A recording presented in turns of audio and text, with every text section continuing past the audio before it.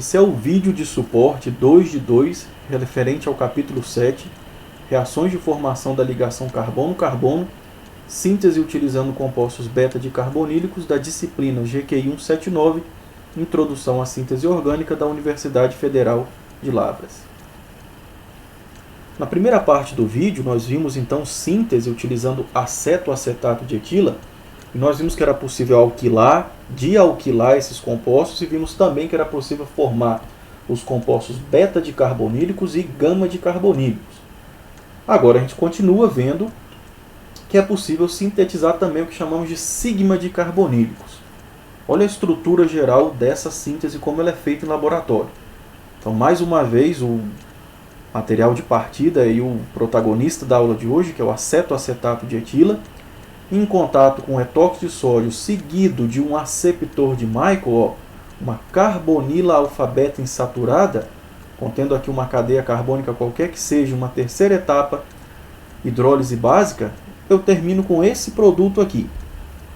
Mais uma vez, esse carbono é exatamente esse carbono aqui.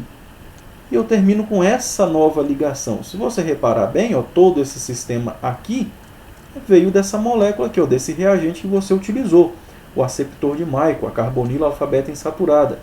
De alguma maneira, esse carbono aqui, que é esse carbono, se acoplou a esse carbono, que é exatamente esse carbono aqui. Então, qual que é o mecanismo dessa reação?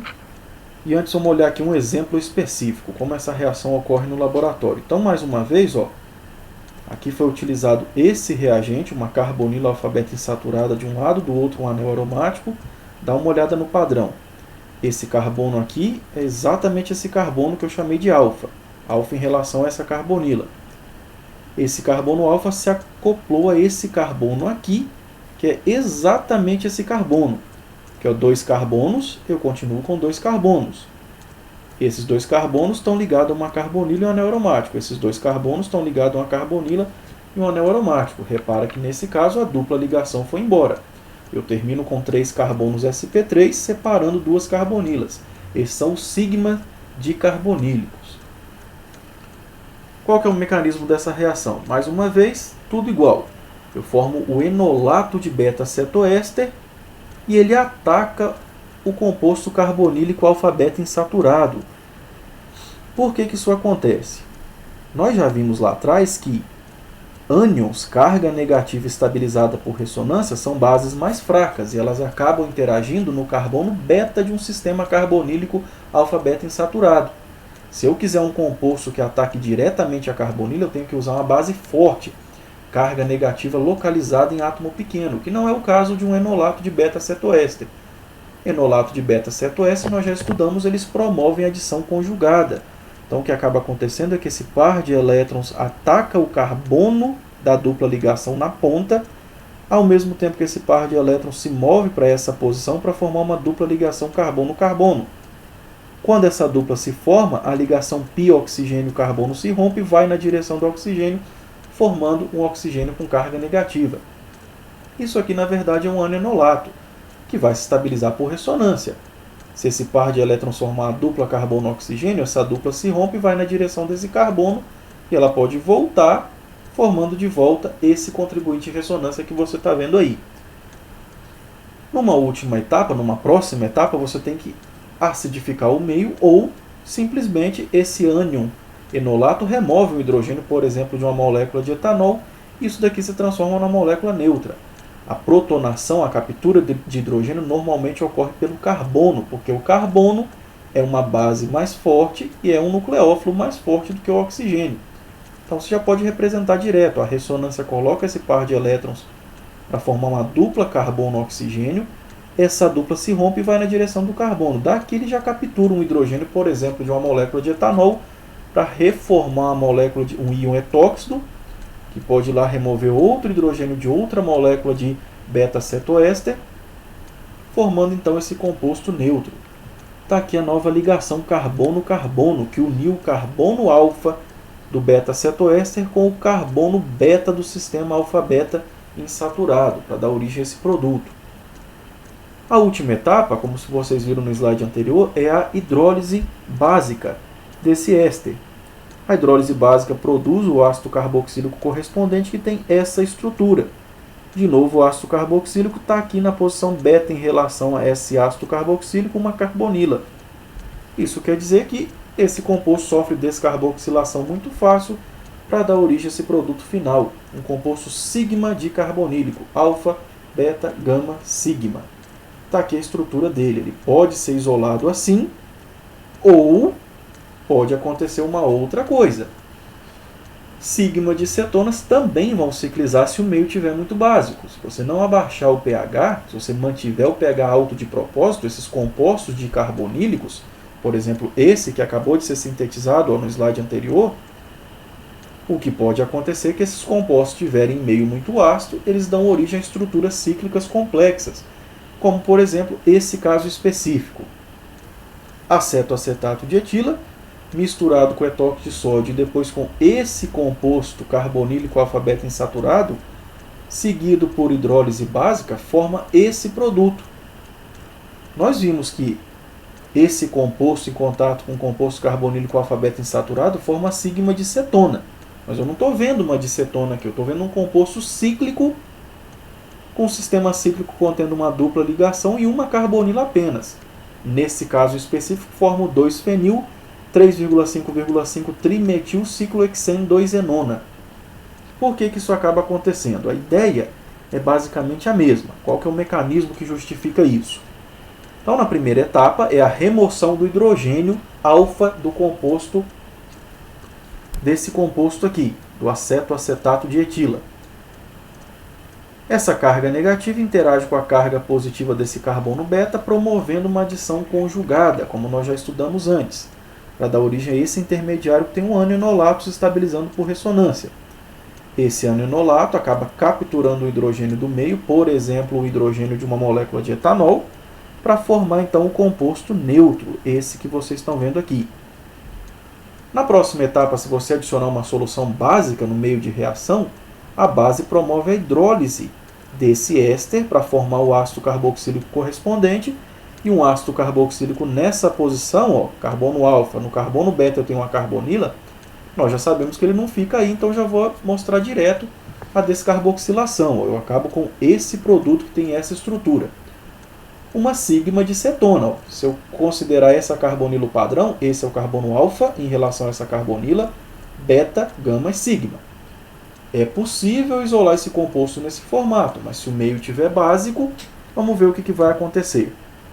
Meio básico, nesse caso em específico, você tem vários hidrogênios ácidos, mas olha essa molécula aqui. Todo hidrogênio que estiver vizinho à carbonila é um hidrogênio potencialmente ácido, potencialmente removível por base.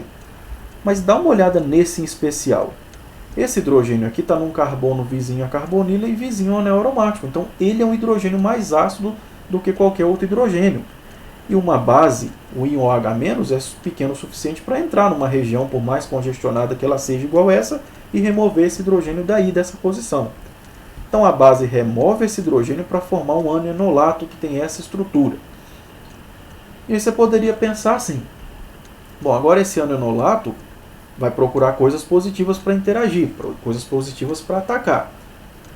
Será que essa molécula aqui, esse ânion enolato, não acaba atacando uma outra molécula neutra, por exemplo, essa aqui, para acoplar uma molécula dessa numa outra molécula igualzinha a ela, para dar origem a um produto de condensação aldólica? Pessoal, isso é uma possibilidade, nós estudamos isso, condensação aldólica entre um ânion enolato e uma carbonila de cetona ou de aldeído de uma molécula diferente. Mas aqui nesse caso eu não preciso ter a aproximação de uma molécula dessa numa outra molécula igual a ela, porque eu tenho uma carga negativa e aqui dentro da própria estrutura eu tenho uma carga positiva. Eu posso ter uma reação intramolecular, uma condensação aldólica intramolecular, não uma condensação aldólica intermolecular. Por que uma condensação aldólica intramolecular é mais favorecida do que uma intermolecular? O que explica isso é a fisicoquímica. Para que uma molécula dessa se aproxime de uma outra dela mesma, eu tenho que vencer a repulsão que existe entre elas. Existe um impedimento estérico para aproximar uma molécula dessa numa outra molécula igual a ela mesma. São nuvens eletrônicas que estão se aproximando. Além de impedimento estérico, de repulsão eletrostática, eletrônica, também tem um outro detalhe. Para que esse par de elétrons se acople a esse carbono dessa carbonila, eu preciso ter o que a gente chama de redução local de entropia. Eu preciso que por um momento, por um determinado momento de tempo, esse par de elétrons se alinhe com o orbital desse carbono e forme uma ligação. Isso exige uma diminuição local de entropia. Isso quer dizer que essa molécula tem que parar de se movimentar um pouco e essa molécula também tem que parar de se movimentar um pouco para que elas consigam se acoplar uma na outra. Isso é um custo. Eu tenho que ter uma diminuição de entropia, isso não é uma coisa legal. Tem que valer muito a pena o que vai acontecer depois para que essa molécula aceite parar de se movimentar um pouco e essa também, para poder então fazer um acoplamento entre as duas. Agora, pessoal, essa molécula se movimenta como uma entidade única. Esse carbono está se movimentando do mesmo jeito que esse também está. Isso quer dizer que para esse carbono aqui, esse aqui está parado. Então não tem que haver redução de movimentação, não tem que haver redução de entropia local para que ocorra um ataque nucleofílico interno nessa estrutura. Basta que esse carbono esteja no espaço orientado com essa carbonila. Isso pode acontecer, olha. Se eu dobrar essa cadeia carbônica em torno dela mesmo, dá uma olhada aqui. Esse anel aromático é esse anel aromático aqui. O anel aromático está ligado ao carbono que tem a carga e uma carbonila. O carbono que tem a carga e uma carbonila. Eu tenho um CH2, um carbono quaternário e um CH2. Um CH2, um carbono quaternário e um CH2. E eu tenho a carbonila e um grupo CH3. A carbonila e um grupo CH3. Dependendo de como ela está no espaço, a carga negativa pode ficar de frente para a carga positiva. Isso faz com que esse par de elétrons promova um ataque nucleofílico interno para formar um alcóxido. Esse alcóxido protona para formar um grupo OH neutro. E aí nós já sabemos qual é a próxima etapa, que eu ainda tenho um hidrogênio ácido. Em meio básico, esse hidrogênio vai ser removido para formar uma dupla, expulsando esse grupo OH para dar origem a esse produto final que tem essa estrutura cíclica, contendo aqui uma carbonila com uma dupla dentro do sistema cíclico, uma carbonila alfa-beta insaturada. É uma condensação aldólica, como nós já vimos antes, só que agora uma condensação aldólica intramolecular. Condensações aldólicas intramoleculares ocorrem mais rápido do que condensações aldólicas intermoleculares. Então não dá tempo de uma molécula dessa acoplar em outra dela mesma, porque tem uma reação termodinamicamente mais favorecida que pode acontecer primeiro, que pode acontecer muito mais rápido, que é a condensação aldólica intramolecular. Então, um resumo geral de tudo que você viu até agora. Esse é o material de partida, o acetoacetato de etila. Lembrando que você poderia ter outros grupos aqui. Não é obrigatório aqui ser sempre um grupo CH3. Se você quiser usar outro material de partida, a reação funciona do mesmo jeito. Mas misturou isso com uma base forte e colocou em contato com haleto de alquila, você consegue alquilar esse composto, nesse carbono aqui. Isso não é restrito a só uma alquilação, você pode fazer dialquilação, como nós também vimos. Depois nós vimos que se eu misturar esse produto com uma base forte e submeter ele ao contato com um haleto de acila, você consegue formar os beta-dicarbonílicos. Eu consigo acoplar esse carbono a esse carbono aqui para formar essa nova ligação. Nós vimos também que se você utilizar as alfa-halocetonas, e tem que ser aqui um átomo de bromo, se aqui for um átomo de cloro você pode ter problemas de subprodutos, você acaba produzindo os compostos gama-dicarbonílicos. Esse carbono aqui é esse carbono aqui. Ele termina acoplado a esse carbono que eu chamei de beta, que é esse carbono aqui que tem o átomo de bromo. Você termina, qualquer que seja a cadeia carbônica que veio aqui, é a cadeia carbônica que termina aqui. E você termina com os gama-dicarbonílicos. Os gama-dicarbonílicos, eu tenho que lembrar também, que eu posso ter ciclização interna, se o meio tiver básico. Então tem que tomar cuidado com isso. Às vezes você quer o gama-dicarbonílico assim aberto. Mas se o meio tiver básico, lembra que essa estrutura pode fechar por uma condensação aldólica interna. E por fim nós vemos os sigma-dicarbonílicos, quando eu misturo o acetoacetato de etila com um aceptor de Michael. Esse carbono aqui se acopla a esse carbono para dar origem a essa nova ligação. Agora eu tenho mais carbonos sp3 entre as duas carbonilas. Qualquer que seja a cadeia carbônica que veio aqui, é a cadeia carbônica que termina aqui. E de novo, tanto os gama-dicarbonílicos quanto os sigma-dicarbonílicos eu tenho que prestar atenção na estrutura, pois pode haver algo que favoreça a ciclização interna por condensação aldólica intramolecular. Às vezes você quer que ciclize, mas às vezes você não quer que a ciclização ocorra. Então, como eu disse, pessoal, vocês têm que ficar atento nisso daqui, porque nós vamos voltar lá na frente a falar de síntese de compostos dicarbonílicos, porque nós vamos precisar dessas estruturas para sintetizar, para fabricar compostos heterocíclicos, que são os últimos capítulos dessa disciplina. Eles são materiais de partida, eles são intermediário ainda em outras sínteses. Pode ser que a gente não queira parar nossa síntese aqui, a gente queira continuar, e nós vamos descobrir que isso é possível. Outro detalhe que ainda pode ser feito utilizando o mesmo tipo de química que nós temos discutido desde o começo dessa aula é formar estruturas diferentes do que você está vendo até agora. Dá para variar a estequiometria, dá para variar a estrutura de compostos e fabricar estruturas, cadeias carbônicas diferentes do que você tem visto até agora. Olha um exemplo aqui. Nós vimos que era possível dialquilar moléculas aqui, ó. Dialquilar, colocar uma cadeia carbônica, outra cadeia carbônica, mas é possível formar um ciclo, ó. Estão vendo? Ao invés de eu botar uma cadeia carbônica separada de outra cadeia carbônica, eu posso fechar uma cadeia carbônica única formando um ciclo, e aqui vizinho a esse ciclo eu tenho uma carbonila de cetona. Do mesmo jeito aqui um grupo CH3, que é esse grupo CH3 aqui. Se eu quisesse aqui um anel aromático, eu teria que mudar o material de partida. Aqui eu teria que utilizar um beta-cetoéster, onde aqui eu tivesse um anel aromático. Então, essa síntese específica aqui, o que aconteceu? Acetoacetato de etila entrou em contato com o etóxido de sódio numa segunda etapa com esse reagente. 1,4 de bromobutano líquido, que é esse líquido incolor que você está vendo aqui. Numa outra etapa, numa terceira etapa, foi adicionado mais um equivalente, estequiometricamente bem obedecido, de etóxido de sódio, e por fim, o meio foi submetido a uma hidrólise básica. E aí a gente consegue obter esse composto no final da síntese. O que houve aqui? Então, mais uma vez, na primeira etapa, o etóxido de sódio remove o hidrogênio alfa do beta-cetoéster, formando esse ânion de beta-cetoéster. Agora, a estrutura do reagente que está sendo utilizado é um dialeto de alquila. Tem no carbono um átomo de bromo e tem no carbono 4 também um átomo de bromo. Então, se eu uso uma proporção estequiométrica de uma molécula dessa para uma molécula dessa, o que vai acontecer é que esse ânion de beta-cetoéster vai atacar o carbono 1 ou o carbono 4, tanto faz, para produzir essa ligação carbono-carbono, dando origem a esse produto que você está vendo aqui.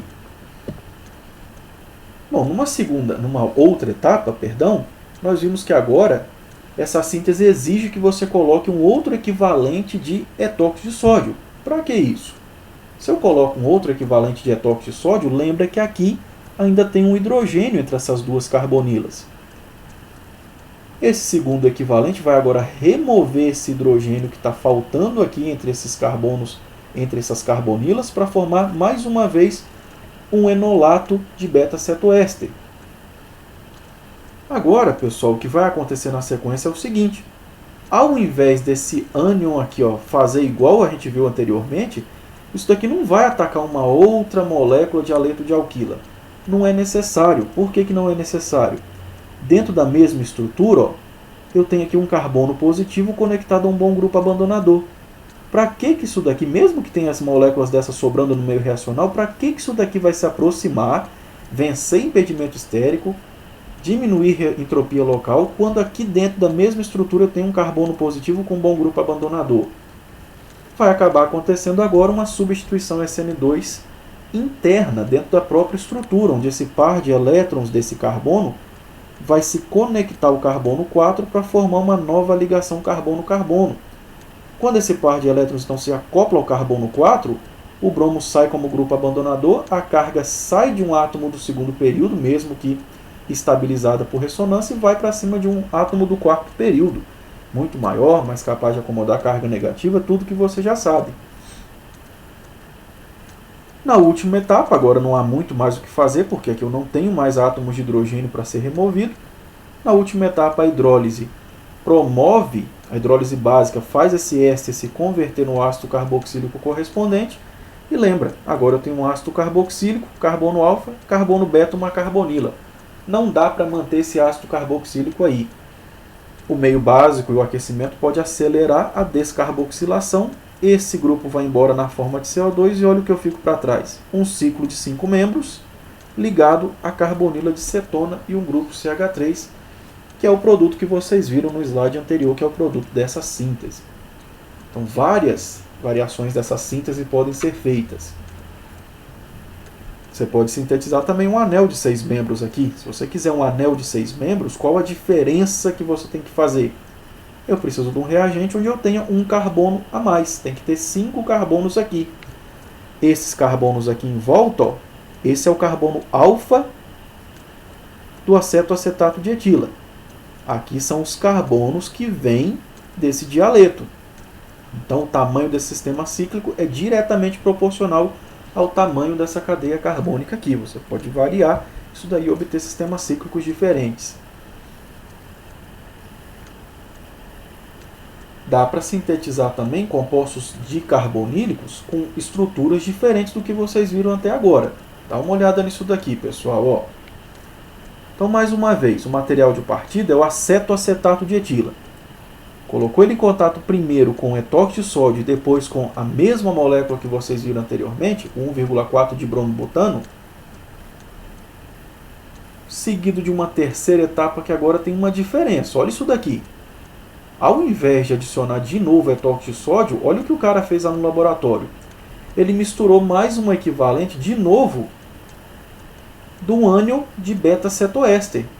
A gente sabe como fabricar um ânion de beta-cetoéster. É só misturar o beta-cetoéster com etóxido de sódio. Ao invés de adicionar só etóxido de sódio, ele adicionou uma mistura de etóxido de sódio com acetoacetato de etila. Ele adicionou esse ânion aqui. Numa quarta etapa, foi adicionado mais uma vez etóxido de sódio e bromo, uma solução de bromo em etanol. E por fim é que foi adicionado então a base e o aquecimento. E aí produziu-se essa substância aqui, 1,1 linha, ciclohexano 1,2 de iletanona. Está escrito errado aqui, pessoal. Agora, o que aconteceu aqui? Qual que é o mecanismo que explica a formação dessa estrutura diferente que nós estamos vendo aqui? Qual que é o mecanismo e por que a estequiometria tem que ser obedecida? Por que os reagentes foram adicionados nessa ordem? O que tem a ver a adição de cada um desses reagentes? Então vamos lá, vamos analisar parte por parte dessa reação para entender a lógica que está por trás da formação desse ciclo com duas carbonilas vizinhas a ele. Na primeira etapa, o acetoacetato de etila entra em contato com o etóxido de sódio. É aquilo que você já está habituado, é a remoção do hidrogênio alfa para a formação de um ânion de beta-cetoéster. Na segunda etapa, a adição desse aleto vai promover uma SN2. Até aqui não tem nada novo.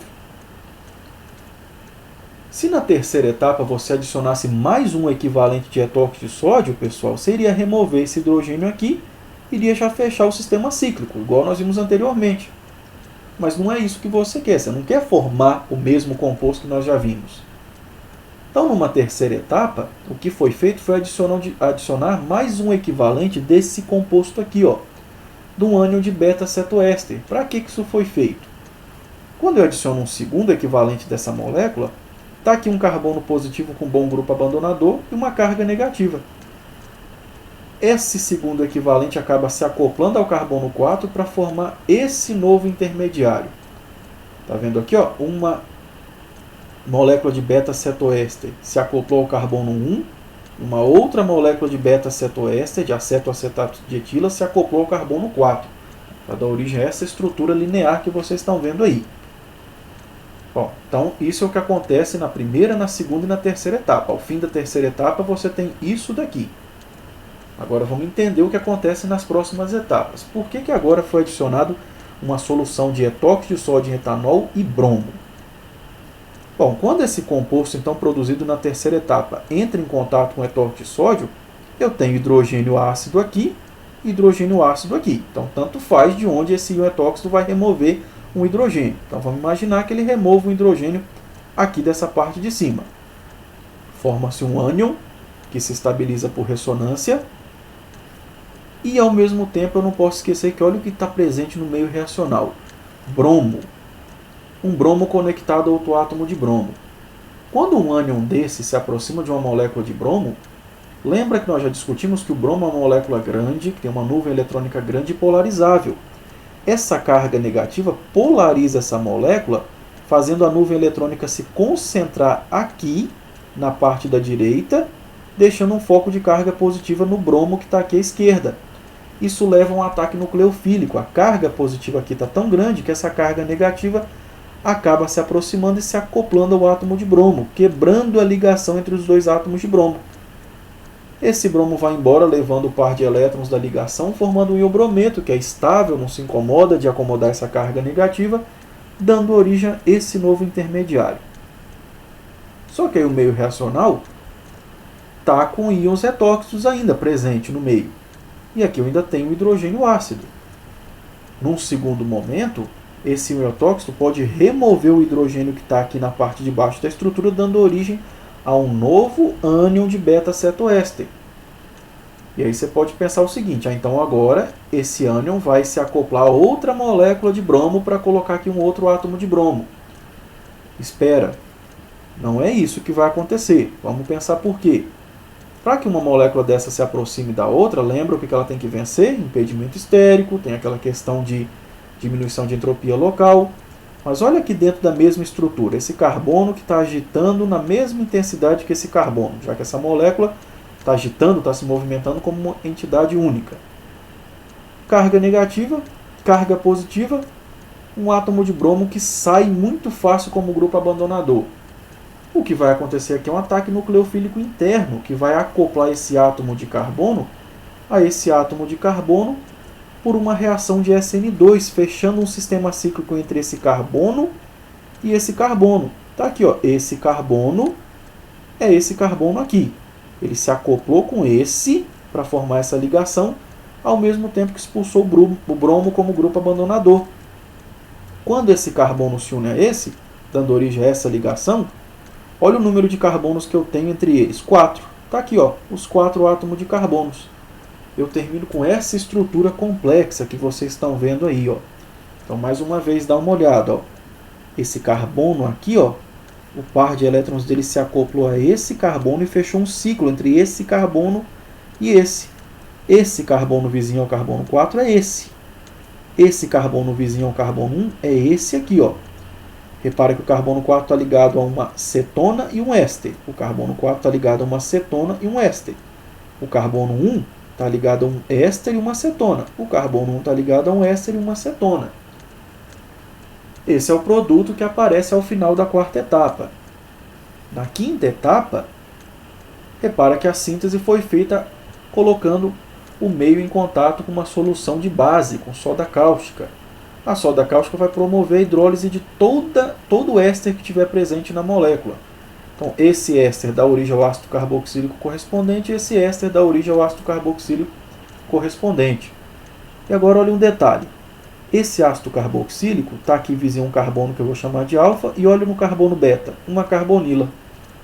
Esse ácido carboxílico está ligado a um carbono que eu vou chamar de alfa e aqui no carbono beta, ó, uma carbonila. Isso quer dizer que esses ácidos carboxílicos aqui não vão ficar aqui. Isso daqui vai se desacoplar para formar uma molécula de gás carbônico e essa daqui também, para dar origem então a esse produto final, que é aquilo que a gente viu no começo, um sistema cíclico vizinho a duas carbonilas que estão em carbonos diferentes. Então, eu também posso variar isso daqui, ó, o tamanho desse sistema cíclico, variando o dialeto que vocês viram lá na segunda etapa. Então, dá para criar sistemas cíclicos com tamanhos diferentes utilizando essa metodologia de síntese. Agora, pessoal, olha a versatilidade dessa reação. Duas carbonilas podem ser reduzidas, por exemplo, a álcool, para sofrer outro tipo de reação. Isso daqui você pode, por exemplo, fechar um novo sistema cíclico. Ó. Aqui é um carbono alfa, com hidrogênios. Eu posso tirar um hidrogênio daqui formando um anionolato e ele atacar aqui para fechar um novo sistema cíclico. Pode sofrer reação com reagente Grignard. Nós já vimos várias reações que compostos carbonílicos podem sofrer. Então isso daqui ainda pode ser material de partida para um monte de outras sínteses, que inclusive vocês vão treinar aí na lista de exercício da apostila. Agora então você vai terminar de ler o capítulo 7, os itens 4, 4.1, 5, 5.1 e 5.2. E aí você vai fazer os exercícios que faltam do capítulo 7, que é o exercício 3 e o 4, e a bibliografia complementar mais uma vez ao Solomos, que está disponível no site da biblioteca.